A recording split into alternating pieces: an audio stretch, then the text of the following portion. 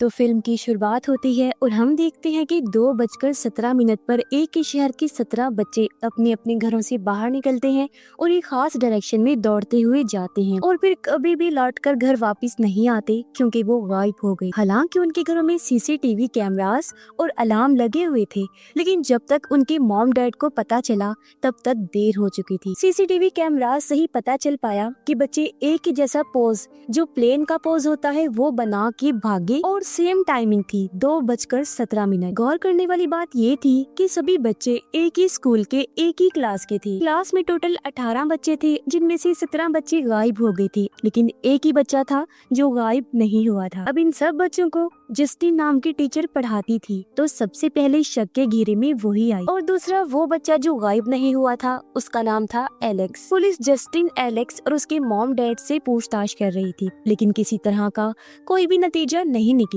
Investigation को 1 महीना बीत चुका था, लेकिन बच्चों का कुछ भी अता पता नहीं चलता। आगे बढ़ने से पहले मैं आपको बताती चलूं कि अब कहानी हर कैरेक्टर के नजरिए से दिखाई जाएगी, यानी सब लोगों की अलग अलग कहानी हम देखेंगे। सबसे पहले स्कूल टीचर जस्टिन की कहानी हम देखते हैं। जब वो रोज की तरह स्कूल गई तो वो देखकर हैरान रह जाती है कि क्लास में सिर्फ एक ही बच्चा एलेक्स था, बाकी 17 बच्चे नहीं थे। फिर जल्दी उसे पता चल गया कि वो सारे बच्चे गायब हो गए हैं। जस्टिन पर शक होने की वजह से उसे पेरेंट्स के गुस्से और इन्वेस्टिगेशन का सामना करना पड़ता है, लेकिन जस्टिन को बेकसूर पाया गया। मगर फिर भी सब पेरेंट्स उसी को जिम्मेदार समझ रही थी। उनका कहना था कि जस्टिन एक विच, चुड़ैल है जो बच्चों पर काला जादू करके उन्हें गायब कर देती है। इन सब इल्जामात की वजह से जस्टिन बहुत डिस्टर्ब रहने लगी, इसीलिए उसने शराब पीना शुरू कर दिया था। जब तक इन्वेस्टिगेशन चल रही थी, स्कूल को भी बंद कर दिया गया, लेकिन फिर 1 महीने के बाद स्कूल को रीओपन किया गया नए बच्चों के लिए। लेकिन इससे पहले एक बड़ी पेरेंट्स मीटिंग बुलाई जाती है, जिसमें सभी विक्टिम पेरेंट्स भी आए हुए थे, यानी शिकार हुए जिनके बच्चे गायब हो गए। आज भी वो जस्टिन पर ही इल्जाम लगा रही थी, जिस पर वो अपनी सफाई में कहती है कि मैं बेकसूर हूँ, मैंने बच्चों का कुछ नहीं किया, बल्कि मैं तो बच्चों से प्यार करती हूँ। प्रिंसिपल भी जस्टिन का साथ देता है। उसने कहा कि ये सच कह रही है, ये बेकसूर है, उल्टा ये तो खुद ही विक्टिम है। लेकिन तभी पेरेंट्स में से आर्चर नाम का आदमी बढ़ चढ़कर जस्टिन पर इल्जाम लगाने लगता है, यहाँ तक कि उसे विच तक बुलाता है। देखते ही देखते सब लोग बेकाबू होने लगते हैं। वो तो जस्टिन को मारने के लिए आ रहे थे, लेकिन प्रिंसिपल जस्टिन का बचाव करता है। सिक्योरिटी के साथ उसे वहाँ से निकाल दिया गया और उसे कहा जाता है कि वो फौरन यहाँ से अपने घर जाए और घर से बाहर ना निकले। इसके बाद जस्टिन अपनी गाड़ी में बैठी घर आ जाती। सारी चीजों से काफी दुखी थी, इसीलिए शराब पीने लगती। तभी बेल बजती है, इसीलिए उसने आवाज लगाई कि कौन है, लेकिन कोई जवाब नहीं आता। इसलिए वो जाकर सुराग से झांकती है, लेकिन बाहर कोई भी दिखाई नहीं देता। उसे बहुत अजीब लगा। उसने खिड़की से बाहर हर तरफ देखा, फिर भी कोई नहीं मिला। इसलिए वो रिलैक्स होकर जाने लगी, लेकिन अचानक दरवाजे पर जोर जोर से नॉक होना शुरू होता है। तो घबराहट में उसने बोला, कौन है, तुम्हें समझ नहीं आ रही, जाओ यहाँ से। जिसकी कुछ देर बाद वो हिम्मत करके एक औजार लेकर बाहर आती है। उसने देखा कि कोई उसकी गाड़ी पर बड़ा सा विच लिखकर भाग गया है। अगली सुबह जस्टिन पुलिस के पास रिपोर्ट करने जाती है। इस दौरान उसे एक ऑफिसर दिखाई दिया जो जस्टिन का ही दोस्त था। फिर वो स्कूल जाती है तो प्रिंसिपल उसे कहता है कि आप स्कूल मत आइए तो बेहतर होगा, हालात बहुत खराब हैं। जस्टिन कहती है, तो क्या मैं एलेक्स से बात कर सकती हूँ? प्रिंसिपल उसे समझाता है कि पेरेंट्स बहुत गुस्से में हैं, कल आपने देखा ही था, इसलिए जब तक मामला ठंडा नहीं हो जाता आप स्कूल से और खासकर बच्चों से दूर रहें। इसीलिए वो उदास होकर वहाँ से चली जाती है। शाम को वो बार में अपने ऑफिसर दोस्त से मिलती है। उसके हाथ पर पट्टी लगी देखकर जस्टिन पूछती है कि ये कैसे हुआ। वो बताता है कि एक अजीब से केस के दौरान चोट लग गई थी। जस्टिन उसे बताती है कि सब मुझे विच समझ रहे हैं और किसी ने मेरी गाड़ी पर भी विच लिख दिया है। तब ऑफिसर किसी तरह उसका मूड ठीक करता है। अगले दिन जस्टिन ऑफिसर को कहती है, मुझे लगता है कि एलेक्स को कुछ तो पता है, हमें उससे बात करनी चाहिए। लेकिन ऑफिसर उसे मना करता है कि इन्वेस्टिगेशन चल रही है ना, उन्हें अपना काम करने दो और तुम इस सब में मत पड़ो। ये कहकर वो चला जाता है, लेकिन जस्टिन नहीं मानती और स्कूल से घर जा रहे एलेक्स का पीछा करती है और उसे घर के अंदर जाते हुए देखती है। फिर वो जाकर डोर बेल बजा देती है, लेकिन दरवाजा खोलने कोई नहीं आता। वो पूछती है कि अंदर कोई है? लेकिन कोई जवाब नहीं आया, आवाज भी कोई नहीं आ रही थी, जैसे अंदर कोई हो ही ना। जबकि थोड़ी देर पहले ही एलेक्स अंदर गया था और किसी ने उसके लिए डोर भी खोला था। इसीलिए जस्टिन को तो यहाँ बड़ी गड़बड़ लग रही। उसे जानना था कि आखिर यहाँ चल क्या रहा है, मगर घर की सब खिड़कियों को पेपर से कवर किया हुआ था। फिर वो दूसरे गेट से घर की बैक साइड की तरफ जाती है, जहाँ पर किस्मत से एक विंडो से थोड़ा सा पेपर हटा हुआ था। जस्टिन अब उसी में से झांक कर देखती है तो घर के अंदर बिल्कुल अंधेरा था और अंधेरे में दो लोग बैठे हुए थे, जिन्हें देख वो घबरा गई।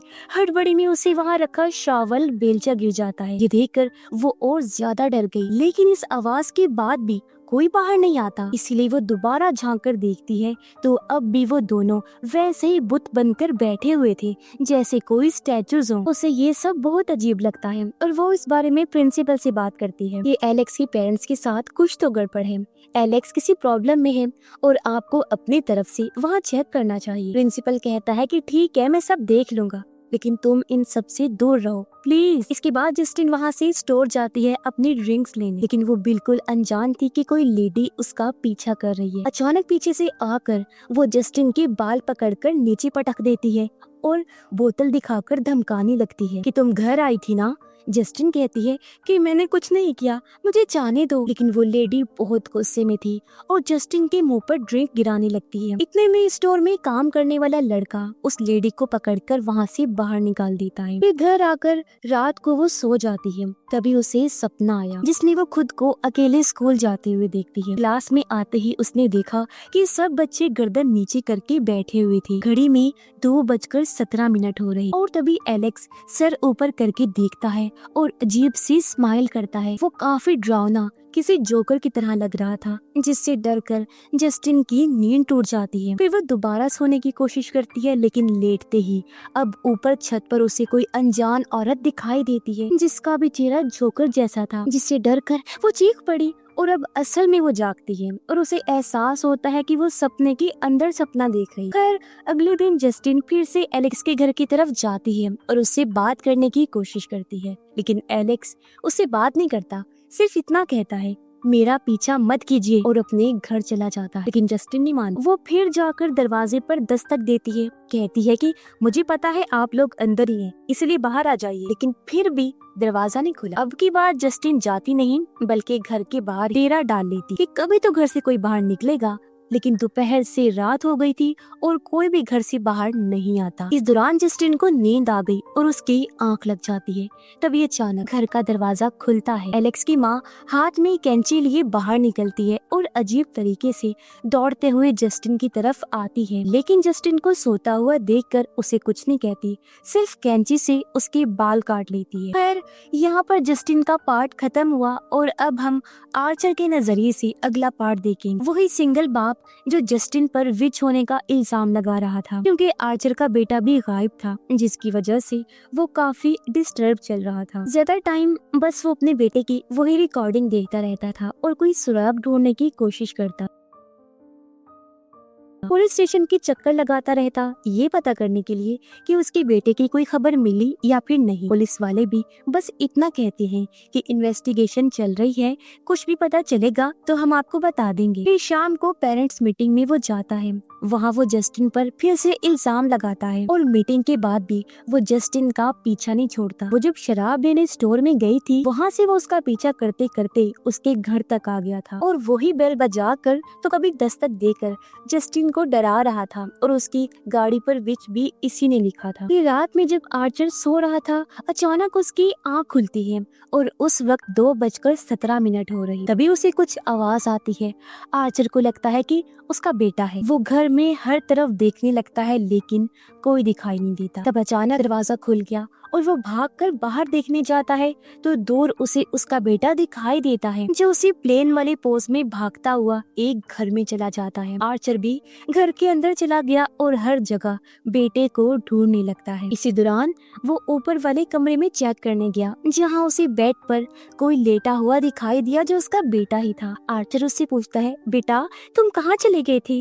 लेकिन वो कोई जवाब नहीं देता, जिससे आर्चर रोने लगा और कहता है, बेटा मुझे माफ कर दो, मैं तुम्हारे पास नहीं था, तुम्हारे लिए कुछ नहीं कर पाया, मैंने तुम्हें बहुत याद किया, तुमसे बहुत प्यार करता हूँ मेरी जान। तभी उसके बेटे के चेहरे पर लाइट पड़ी, जिसने उसके बेटे की जगह वही अजीब सा जोकर था जिससे डरकर आर्चर की आँख खुल जाती है। उसे भी जस्टिन की तरह एक डरावना सपना आया था, लेकिन इस सपने से उसे कुछ तो क्लू मिल गया था। अब वो बाहर जाकर वहाँ के टावर को देखता है। उसे याद आया कि सपने में मेरा बेटा टावर की डायरेक्शन में ही भागा था, इसीलिए वो मैप नक्शा लेकर अपने घर से टावर की तरफ एक लाइन बना देता है। फिर वो एक और पेरेंट्स के घर जाता है जिनकी बेटी भी गायब हो गई थी। वो इनके घर से भी एक लाइन खींचकर निशान लगाता है। ऐसा वो इसलिए कर रहा था क्योंकि सभी बच्चों का गायब होना आपस में जुड़ा हुआ था, इसीलिए जहाँ भी दोनों लाइंस मिलेंगी वहाँ जो घर भी होगा तो इसका मतलब ये होगा कि बच्चे उधर ही गए हैं। बस फिर क्या था,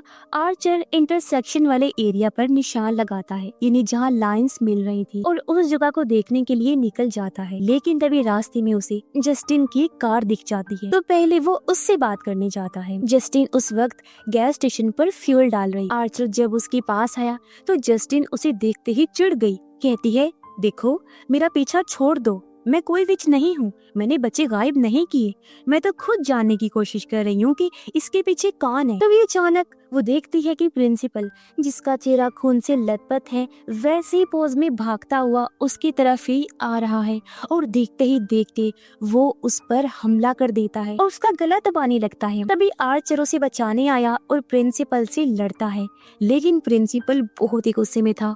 उसकी आंखें जैसे बाहर आ रही थी और वो आर्चर पर भारी पड़ता है और उसका भी गला दबाने लगता है, और यहीं पर ये सेगमेंट खत्म हुआ। अगला सेगमेंट हम ऑफिसर के नजरिए से देखेंगे। वो अपनी गाड़ी में बैठकर अपने काम पर निकल जाता है। इस दौरान उसकी नजर एक लड़के पर पड़ती है जो किसी के घर में झांक रहा था। वो लड़का ऑफिसर को देखते ही भागने लगा, लेकिन किसी तरह पकड़ा जाता है। ऑफिसर उससे पूछता है, तुम्हारे पास कोई हथियार या ड्रग्स वगैरह तो नहीं है? लड़का कहता है, नहीं सर। लेकिन जब ऑफिसर उसकी तलाशी लेने लगता है तब उसकी उंगली में इंजेक्शन की सुई घुस जाती है। मतलब साफ था कि वो झूठ बोल रहा था, और पता चलता है कि ये लड़का ड्रग डीलर है और नशे वाला इंजेक्शन अपनी जेब में लेकर घूम रहा है। ऑफिसर को उस पर बहुत गुस्सा आता है और उसे जोर का मुक्का मारता है, और फौरन जाकर उसने अपनी उंगली पर दवाई लगाई। कुछ देर बाद उसने ड्रग डीलर को जगाया और कहा, देखो मैं तुम्हें जाने दे रहा हूँ, लेकिन किसी को बताना मत, और अब ये शहर छोड़कर यहाँ से भाग जाओ। आज के बाद यहाँ दिखाई मत देना, और अगर मुझे तुम दोबारा दिखाई दिए तो फिर तुम्हारी खैर नहीं। ये समझाकर उसने डीलर को जाने दिया। और अब हमें पता चलता है कि जो पट्टी उसकी उंगली पर देखकर जस्टिन ने पूछा था तो वो यही चोट थी जिस केस को वो अजीब कह रहा है। इसके बाद वो जस्टिन से मिलने गया, फिर अपने घर आ जाता है। लेकिन अब हमें एक और हैरानकुन बात पता चलती है कि ऑफिसर शादीशुदा है और उसकी वाइफ वही लेडी है जिसने स्टोर में जस्टिन पर अटैक किया था। उसकी वाइफ को उन पर शक हो गया था, इसीलिए उसने ऐसा किया था और पूछा भी था कि तुम घर आई थी। फिर ऑफिसर पुलिस स्टेशन जाता है। वो बाहर ही घूम रहा था कि तभी सामने उसे ड्रग डीलर भी नजर आया। उसे देखते ही ऑफिसर को गुस्सा आ गया। वो चिल्लाकर कहता है, ओए मैंने तुमसे क्या कहा था? उसे देखते ही वो फौरन भाग गया। तब ऑफिसर भी अपनी गाड़ी से उसका पीछा करने लगता है, यानी अब की बार ये उसे नहीं छोड़ेगा। और इसी के साथ ऑफिसर का सेगमेंट भी पूरा हो जाता है। अगला सेगमेंट ड्रग डीलर का है। हम जानते हैं कि वो ड्रग्स लेने के साथ साथ चोरी वगैरह भी करता है। उसका कोई पक्का ठिकाना नहीं है और फिलहाल वो जंगल में टेंट लगाकर रहता है। अब ऑफिसर ने उसे टाउन छोड़कर जाने के लिए कहा था, लेकिन वो ना तो गया और ना ही अपनी हरकतों से बाज आया। इसी बीच वो एलेक्स के घर के पास पहुंच गया। चोरी करने के इरादे से ऊपर चढ़कर किसी तरह खिड़की से घर के अंदर घुस गया। घर में बिल्कुल अंधेरा था। उसे लगता है कि घर खाली है और वो अपने काम का सामान देखने लगता है। तभी वो टीवी के रिफ्लेक्शन में एलेक्स के मॉम डैड को देखकर डर जाता और उसने कहा, सॉरी मैंने कुछ नहीं किया। लेकिन तभी उसने नोटिस किया कि वो तो कुछ कर ही नहीं रही, बुत बनकर बैठे हुए। तो वो उनके सामने ही सामान वगैरह चुरा कर अपने बैग में भर लेता है। अब वो वहाँ से जाने ही वाला था कि तभी उसे बेसमेंट की तरफ से कुछ आवाज आती है, इसीलिए वो बेसमेंट में चेक करने जाता है। और यहाँ हमें चौंका देने वाली बात पता चलती है कि वो 17 बच्चे जो गायब हुए थे इसी बेसमेंट में मौजूद हैं। डीलर उन्हें देखकर डर जाता है और वहाँ से भागने लगता है। अब एक आधा सामान ही उसके हाथ लगा था जिन्हें बेचने वो स्टोर में जाता है। जिस बीच उसकी नजर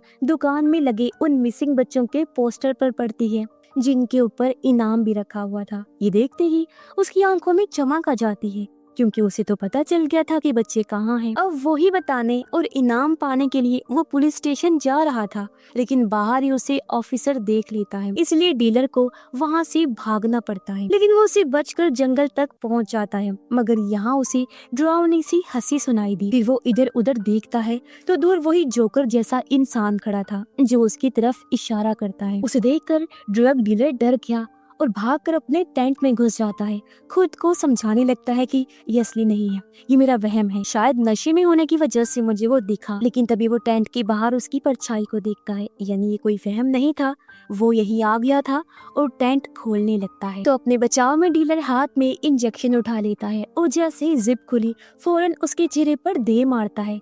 पता चला कि ये तो ऑफिसर है। इस बार उसे और ज्यादा गुस्सा आया। ऑफिसर उसे जान से मारने ही वाला था, लेकिन डीलर कहता है मुझे पता है कि वो बच्चे कहाँ हैं, उस घर की बेसमेंट में हैं। तब ऑफिसर रुक जाता है और कहता है ठीक है, मुझे लेकर चलो, दिखाओ मुझे। फिर ऑफिसर उसे हथकड़ी लगाकर कार में डाल देता है और डीलर गाइड करके उसे उस घर तक ले आता। डीलर कार में ही रहा और ऑफिसर जाकर बेल बजाता है। कोई आकर उसके लिए दरवाजा खोलता भी है और उसे अंदर कर लेता है। दूर से डीलर ये सब देख रहा था। फिर वो घंटों उसका वेट करता है, लेकिन ऑफिसर वापस नहीं आता। रात भी हो जाती है और अब डीलर तंग आ गया था और तभी अचानक दरवाजा खुलता है। ऑफिसर बाहर निकल आया, लेकिन अब वो पहले की तरह नहीं लग रहा था, किसी पागल की तरह लग रहा था, कंट्रोल से बाहर, फुल गुस्से में। वो सीधा कार की तरफ बढ़ता है और ड्रग डीलर को कार से निकालकर उसे घसीटता हुआ घर की तरफ ले जाता है। और यहीं पर ये सेगमेंट भी खत्म हो गया। अगला सेगमेंट प्रिंसिपल का है। उसकी कहानी में हम देखेंगे कि वो अचानक वैसा कैसे बन गया। तो असल में जस्टिन ने जब बताया था कि एलेक्स के मॉम डैड के साथ कुछ गड़बड़ है, तो प्रिंसिपल ने एलेक्स को बोलकर उसके मॉम डैड को मिलने के लिए आने को कहा था। लेकिन उनकी बजाय एक औरत वहाँ पर आती है जो अपना नाम ग्लैडिस बताती है और उसका कहना था कि मैं एलेक्स की आंट हूँ। अब इसका चेहरा गौर करें तो वही है जिसने जस्टिन और आर्चर को सपने में डराया था और जंगल में ड्रग डीलर को, जिससे हमें इतना तो समझ आ जाता है कि ये सारे गड़बड़ ये औरत ही कर रही है। खैर वो बताती है कि एलेक्स की मॉम डैड की तबीयत ठीक नहीं है, इसलिए वो लोग अभी मिलने नहीं आ सकते, तो एलेक्स की गार्डियन होने की वजह से मैं आई हूँ। लेकिन प्रिंसिपल कहता है कि मुझे तो एलेक्स के पेरेंट्स से ही पर्सनली बात करनी है, गार्डियन नहीं चलेगी,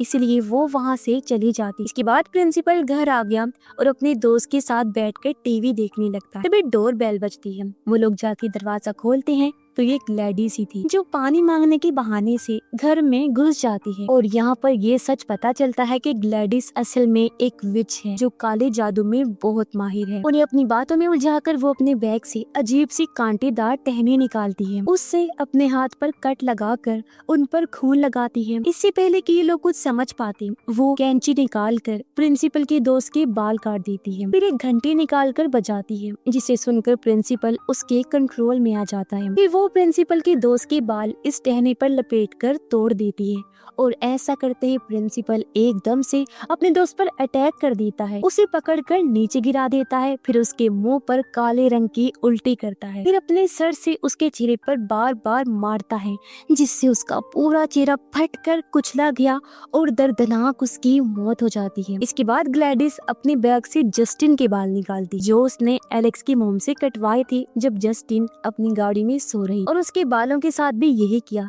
टहनी पर लपेटकर टहनी को तोड़ देती है और उस पर भी काला जादू करती है।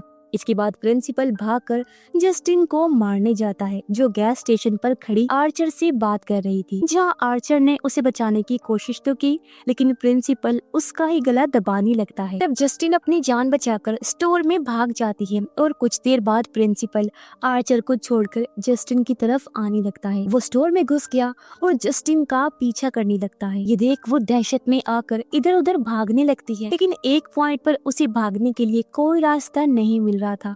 वो घबरा गई। खतरनाक तरीके से वो भागता हुआ उस तरफ आ रहा था, जो देखकर जस्टिन को लगा कि अब तो मैं गई, लेकिन तभी आर्चर बीच में आकर उसे रोक देता है। इस दौरान दोनों जख्मी हो जाते हैं। मौके का फायदा उठाकर जस्टिन सामने से भागने लगती है, लेकिन प्रिंसिपल, जिसकी आंखों में खून उतर आया था, फिर से जस्टिन के पीछे भागने लगता है। जस्टिन स्टोर से निकलकर भागती है और अपनी कार में बैठ जाती है, लेकिन प्रिंसिपल भी कार के पास आ गया था, विंडो को पीटने लगता है, फिर वो मुक्का मारकर कांच ही तोड़ देता है और जस्टिन को पकड़ने लगा। लेकिन पहले ही कार स्टार्ट हो गई थी। मगर प्रिंसिपल पे भी ऐसा काला जादू किया गया था कि वो अपने टारगेट को मार कर ही दम लेता था, इसीलिए वो मिसाइल की तरह पीछे पड़ जाता है और इसी वजह से इस मूवी का नाम वेपन्स है। इसी बीच आर्चर भी स्टोर से बाहर आ गया था और सारा कुछ वो देख रहा था, इसीलिए वो भी अपनी कार लेकर प्रिंसिपल के पीछे जाता है। और तभी एक दूसरी कार आकर प्रिंसिपल को उड़ा देती है, जिससे वहीं उसकी मौत हो गई। फिर इन सब के बाद आर्चर जस्टिन से सॉरी बोलता है, क्योंकि वो समझ गया था कि इसमें उसकी कोई गलती नहीं है, बल्कि सच में वो तो खुद विक्टिम है। जस्टिन उसे माफ करके कहती है कि मैंने अपने लाइफ में आज तक ऐसा कुछ नहीं देखा, आखिर उसके साथ हुआ क्या था। कुछ दिन पहले मैं जब उससे मिली थी तब तो वो बिल्कुल ठीक लग रहा था। आर्चर कहता है मैंने भी ऐसा कभी कुछ नहीं देखा, लेकिन जैसे वो भाग रहा था वो मैंने गौर किया, वो बच्चे भी इसी पोज में भाग रहे। फिर वो मैप खोलकर उसे वही इंटरसेक्शन वाला एरिया दिखाता है। जस्टिन देखती है कि इंटरसेक्शन वाले एक पॉइंट पर जो घर था वो एलेक्स का ही घर था और यहीं पर सेगमेंट पूरा हुआ। अगला पार्ट एलेक्स का है, जहां हमें एलेक्स की कहानी शुरू से दिखाई जाएगी और अब जाकर सारे राज खुलेंगे। तो यहाँ पर हम एलेक्स को देखते हैं, जो कि रोज की तरह अपने स्कूल जाता है। फिर स्कूल के बाद उसके डैड उसे लेने आए और घर ले जा रही होती हैं। उसे बताते हैं कि तुम्हारी आंट ग्लैडिस घर पर रहने आ रही है। एलेक्स कहता है कि वो क्यों आ रही हैं? मैं उनके साथ कैसे रहूंगा, मैं तो उनको जानता तक नहीं। तब उसके डैड समझाते हैं कि बेटा वो बहुत बीमार हैं और उनका हमारे सिवा कोई नहीं है, वो भी हमारी फैमिली का हिस्सा है और इस वजह से हमें उनकी मदद करनी पड़ी। इसके बाद रात में हम देखते हैं कि एलेक्स अपनी विचेस वाली किताब पढ़ रहा होता है। तभी वो नोटिस करता है कि उसके डैड आंटी ग्लैडिस को ले आए। उसने देखा कि वो काफी बूढ़ी और बीमार लग रही हैं, जो अपने साथ खास किस्म का पौधा भी लाई थी, जिसे इग्नोर करके एलेक्स सो जाता है। फिर उसके डैड स्कूल छोड़ने जाते हैं, लेकिन छुट्टी के बाद वो एलेक्स को लेने नहीं आते। सब बच्चों के पेरेंट्स उन्हें ले जा चुके थे, सिर्फ एलेक्स ही रह गया था। काफी देर वेट करने के बाद अब वो पैदल घर जाने का फैसला करता है।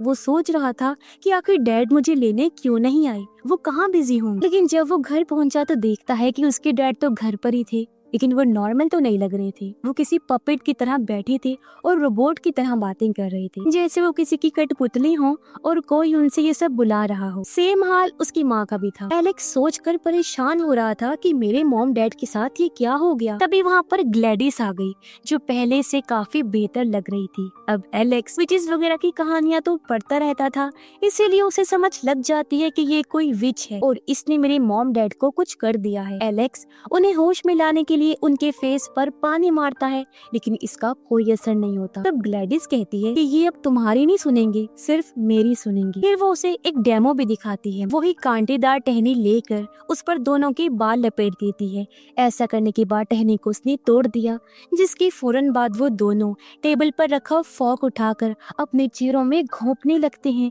ये देखकर एलेक्स घबरा जाता है, ये सब बंद करने के लिए कहता है। तब ग्लैडिस वो टूटी टहनी सामने रखे पानी वाले बाउल में डाल देती है, जिससे ये सब रुक जाता है। फिर वो एलेक्स से कहती है कि अगर तुम चाहते हो कि तुम्हारे मॉम डैड जिंदा रहें तो बाहर किसी को कुछ मत बताना और जैसा मैं कहती हूँ वैसे ही करना। इस तरह वो एलेक्स को डरा धमका कर उसे अपने पपेट की तरह यूज करने लगती। वो उसके कहने पर सब कर रहा था और रोज ग्लैडिस को उस पौधे के सामने जादू करते हुए देखता, जिससे वो धीरे धीरे ठीक होती जा रही थी, यानी हेल्दी और जवान। लेकिन कुछ टाइम बाद वो फिर से बुरी और कमजोर होने लगती है। तो वो एलेक्स को कहती है कि अगर तुम मेरा एक काम कर दो तो मैं तुम्हारे मॉम डैड को ठीक कर दूंगी और यहाँ से भी चले जाऊंगी। वो काम था कि एलेक्स को अपने सारे क्लासमेट्स की कोई ना कोई चीज लेकर आनी थी, जिससे वो उन पर भी जादू करके अपना कंट्रोल कर सकती थी। अब मासूम एलेक्स को खतरे का कोई अंदाजा नहीं था, वो इसके लिए भी मान जाता है। फिर स्कूल जाकर वो सोचता है कि इनका कौन सा सामान चुराना चाहिए, पेंसिल, रेजर, शार्पनर या फिर कोई और चीज। लेकिन ये काम रिस्की था। तब उसकी नजर सब बच्चों के नेम स्टिकर्स पर पड़ती है, तो वो सोचता है कि इन्हें ही निकाल कर ले जाता। फिर गेम पीरियड में जब सारे बच्चे बाहर खेल रहे थे तो वो क्लास में जाकर सब स्टिकर्स उतार कर बैग में डाल देता है। फिर घर जाकर वो सब स्टिकर्स ग्लैडिस को दे देता है, जिसे यूज करके वो 2:17 पर अपना काला जादू करती है। इस तरह सारे बच्चे उसके कंट्रोल में आ जाते हैं और उस पोज में घरों से भागकर ग्लैडिस के पास आ गए थे। इस तरह वो सब बच्चों को किडनैप करके बेसमेंट में बंद कर देती है। फिर अगले दिन एलेक्स अकेला ही स्कूल जाता है और धीरे धीरे बात फैल जाती है कि एक ही क्लास के 17 बच्चे गायब हो गए हैं। और जब पूछताछ हुई तो ग्लैडिस अपने हिसाब से इस मामले को संभाल लेती है। इस तरह उसने इस घर में 17 बच्चे और एक कपल को अंधेरे में बंद करके रखा हुआ। सबको खाना खिलाने का काम उसने एलेक्स को ही दे रखा था। एलेक्स सबके साथ अंधेरे में ही रहता था, टाइम पर खाना खिलाकर स्कूल चला जाता। डर की वजह से किसी को कुछ नहीं बताता। बेचारा अकेला बच्चा इतना भयानक राज दिल में दबाए हुए था, सब अकेले ही सह रहा था। तो ये थी एलेक्स की कहानी। और अब चलते हैं फिल्म के लास्ट सेगमेंट में, जहाँ ये कहानी एंड होगी और हम मजीद चीजों को समझेंगे। यहाँ प्रेजेंट टाइम में एलेक्स जब स्कूल से वापस आया तो घर के बाहर पुलिस की गाड़ी को खड़ा हुआ पाता है। घर के अंदर उसने ऑफिसर और ड्रग डीलर को देखा जो भी ग्लैडिस के वश में आकर पुतले बन के खड़े हुए। तब ग्लैडिस आकर एलेक्स से कहती है कि अपना सामान पैक करो, हम यहाँ से निकल रहे हैं, और अपना जादू करने चली जाती है। दरवाजे पर उसने गार्ड के तौर पर उसके मॉम डैड को खड़ा किया हुआ था। इतने में आर्चर और जस्टिन भी घर के बाहर पहुँच जाते हैं। तभी डोर ओपन होता है और सामने ऑफिसर दिखाई दिया। जस्टिन कहती है मैं इसे जानती हूँ। फिर वो भी आर्चर के साथ अंदर चली जाती है और तभी अचानक ऑफिसर और ड्रग डीलर उन दोनों पर अटैक कर देते हैं। आर्चर डीलर से लड़ने लगता है और जस्टिन ऑफिसर से बचकर किचन में भागती है, लेकिन ऑफिसर उसे पकड़ लेता है। जस्टिन उसे कहती है ये तुम्हें क्या हो गया है, शांत हो जाओ, लेकिन वो उसकी नहीं सुनता। तभी जस्टिन के हाथ में आलू छीलने वाला कटर लग जाता है, जिसे वो ऑफिसर का चेहरा छील देती है ताकि दर्द से वो उसे छोड़ दे। लेकिन वो ये देखकर हैरान हो जाती है कि ऑफिसर पर इसका कोई असर नहीं हुआ, जैसे उसे दर्द महसूस ही नहीं हो रहा। उसके सर पर खून सवार था, उसकी भी आंखें बाहर आ रही थी। जोर से वो जस्टिन का गला दबा रहा होता है। अपने बचाव में जस्टिन उसकी गर्दन में शूट कर देती है, लेकिन फिर भी वो नहीं मरता। तो वो उसके सर में गोली मारती है, जिससे अब जाकर वो मारा जाता है। फिर वो आर्चर के पास जाती है, जहाँ ड्रग डीलर उसे भी पकड़कर गला दबा रहा था। तब जस्टिन उसे भी शूट करके खत्म कर देती है। आर्चर बेसमेंट में चला जाता है, जहाँ वो बच्चों में से अपने बेटे को ढूंढने लगा। उसे वहाँ अपना बच्चा तो नहीं मिला, लेकिन ग्लैडिस मिल जाती है, जो उसका लॉकेट छीन कर जादू करती है और उसे भी अपने वश में कर लेती है। इसीलिए वो ऊपर जाकर जस्टिन को पकड़ लेता है। लेकिन तभी कहानी में ट्विस्ट आता है। एलेक्स भागते भागते ग्लैडिस के रूम तक पहुँच गया। यहाँ पर उसकी काले जादू वाली टहनी और विग पड़ी। अब जो चीज एलेक्स ने ग्लैडिस से सीखी थी वो करता है। वो टहनी पर ग्लैडिस की बाल लपेट कर टहने को तोड़ देता है। अब इससे होता ये है कि ग्लैडिस का काला जादू उस पर ही चल जाता है। सारे बच्चे अचानक से उसकी जान के दुश्मन बन जाते हैं और उसकी तरफ दौड़ते हैं। ग्लैडिस जान बचाने के लिए इधर उधर भागती है, लेकिन बच्चे उसे पकड़ लेते हैं और एक साथ ही उस पर झपट पड़े, पूरी जिंदगी दिखाते हुए उसकी आंखें नोच लेते हैं। फिर वो बच्चे पहले उसका जबड़ा, फिर उसकी पूरी बॉडी ही पूरी तरह से चीर फाड़ करके रख देते हैं। उसके मरने के बाद आर्चर ठीक हो जाता है और वो जस्टिन को छोड़ देता है। फिर वो बाहर आया, जहाँ सब बच्चे ग्लैडिस की लाश को घेर कर खड़े, जिनमें आर्चर को फाइनली अपना बेटा भी मिल जाता। जस्टिन एलेक्स को देखने गई, जो अपने मॉम डैड के गले लगा हुआ था। लेकिन इन सब के बाद भी कोई पहले की तरह नॉर्मल नहीं हो पाता। वो सब इसी लाइफ स्टेट में रहते हैं। ऐसे ही इस हादसे को 2 साल गुजर गए, जहाँ कुछ बच्चे तो ठीक हो रहे थे, लेकिन बाकी सब वैसे ही रहते हैं। अब ऐसा क्यों हुआ था कि वो बच्चे और आर्चर ठीक हो गए थे, बाकी नहीं? तो इसकी वजह मैं आपको बताती हूँ। अब जैसा कि हम जानते हैं कि ग्लैडिस बूढ़ी और कमजोर थी, वो हेल्दी और जवान रहना चाहती। अब वो काला जादू करने वाली विच भी, जिसके जरिए उसने इन सबको अपने कंट्रोल में किया और उनकी लाइफ फोर्स से अपनी जिंदगी को बढ़ा दिया, जिससे वो ठीक होने लगी। और इस तरह उसने कपल और 17 बच्चों को अपने लिए यूज किया। एलेक्स के मॉम डैड इसलिए किसी जिंदा लाश की तरह हो गए और पहले की तरह नॉर्मल नहीं हुए, क्योंकि उनमें अब कोई लाइफ फोर्स बची ही नहीं। कुछ बच्चे इसलिए रिकवर हो रहे थे क्योंकि तब तक ग्लैडिस उनकी लाइफ फोर्स पूरी तरह से नहीं ले पाई थी। आर्चर भी इसीलिए ठीक हुआ था क्योंकि उसे वश में आई ज्यादा टाइम नहीं हुआ था। और इस तरह वो सब बेचारे हमेशा इसी स्टेट में रहने वाले, किसी स्टैचू या फिर कहें कि जिंदा लाश की तरह। और इसी के साथ ये कहानी इधर ही खत्म हो जाती है।